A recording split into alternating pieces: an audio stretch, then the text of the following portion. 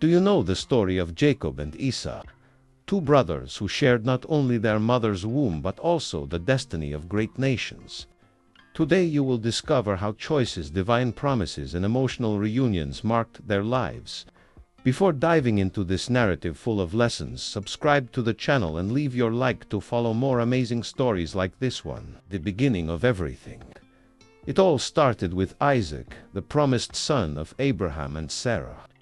He was the heir of God's covenant with Abraham.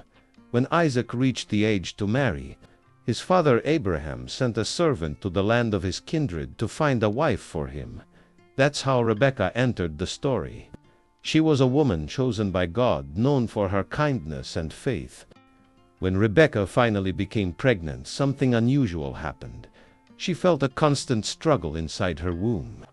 Without understanding, she sought God, and the Lord revealed a great mystery to her. She was not just carrying children. She was carrying the future of two great nations. He said one people would be stronger than the other, and that the older would serve the younger. When the time for birth came, Esau came out first. He was red-haired and covered in hair characteristics that gave him his name. But something surprising happened. Immediately after Jacob was born, holding his brother's heel. This gesture was uncommon and carried a deep meaning. That's why he was given the name Jacob, meaning one who grabs the heel. From the beginning, Jacob seemed determined to surpass his brother, as if he was already competing for something not his from the womb. But the older brother showed no rivalry, living his life calmly. Yet this moment foreshadowed events that would later bring conflict and deeply mark their relationship. They grew up and became older. The older brother became a skilled hunter and was loved by his father. Jacob, on the other hand, was more peaceful and preferred to stay in the tents. He was his mother's favorite son. Although they were brothers, their personalities were completely opposite. The older brother valued the present moment. He lived by his emotions and daily needs. Jacob, on the other hand, thought about the future and sought opportunities to achieve his goals. The decisive moment in the story happened when the older brother returned exhausted from hunting. He was starving and saw Jacob cooking. He begged for food. Jacob, realizing the opportunity, proposed a trade. He would give food but wanted his brother to sell his birthright. Driven by hunger, the older brother despised his birthright. He accepted Jacob's offer, and thus the future was shaped. As the Bible says, as time passed, Isaac grew old and his vision weakened. Knowing his days were nearing their end, he wanted to bless his eldest son, guaranteeing him a special inheritance. He asked him to go into the field, hunt, and prepare a delicious dish.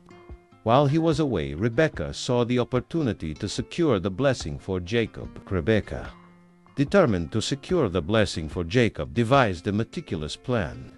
First, she prepared a delicious meal with goat meat as Isaac liked.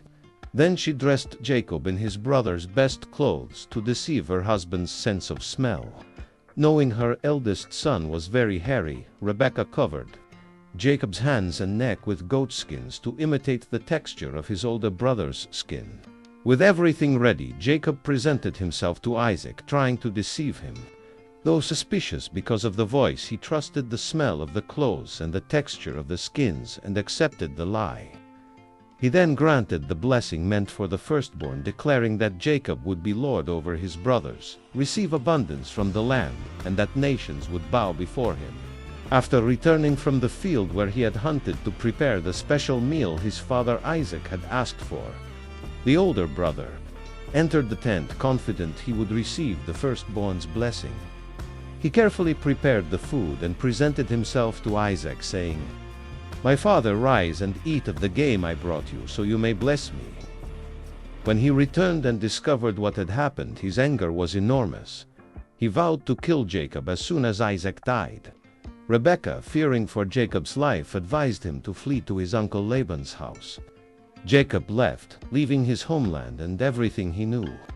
During his journey, he had a dream that would change his life. He saw a ladder reaching to heaven with angels ascending and descending on it. God spoke to Jacob, reaffirming the promise made to Abraham. He assured Jacob that he would be with him and that his descendants would return to that land in the future. When Jacob arrived at his uncle's house, he was deceived over 21 years during his stay in that city. It all began when Jacob fell in love with Rachel, Laban's youngest daughter, and agreed to work 7 years to marry her.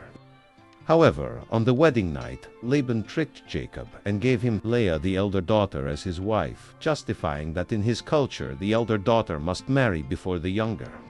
To also marry Rachel, Jacob had to work another 7 years. His uncle continued, deceiving him until 21 years had passed before he could return to his city. During the return, one of the most significant moments of his life occurred. Jacob had a transformative encounter with God. He wrestled all night with an angel, being struck on the thigh, but refused to give up until he received a blessing. God, recognizing his determination, changed his name to Israel, symbolizing his new identity as one who struggles and prevails with God. With his faith strengthened, Jacob continued his journey, even fearing the reunion with the older brother. He sent gifts ahead to try to appease his brother. However, he had already moved past the past. Upon seeing Jacob, he ran to embrace him, and the two brothers wept together in an emotional reconciliation. The story of these brothers is not just about rivalry. It teaches us about the value of choices, the power of forgiveness, and how God can transform lives. Which part of this story touched you the most? Subscribe and don't forget to like the video and subscribe to the channel for more biblical stories full of teachings and emotion.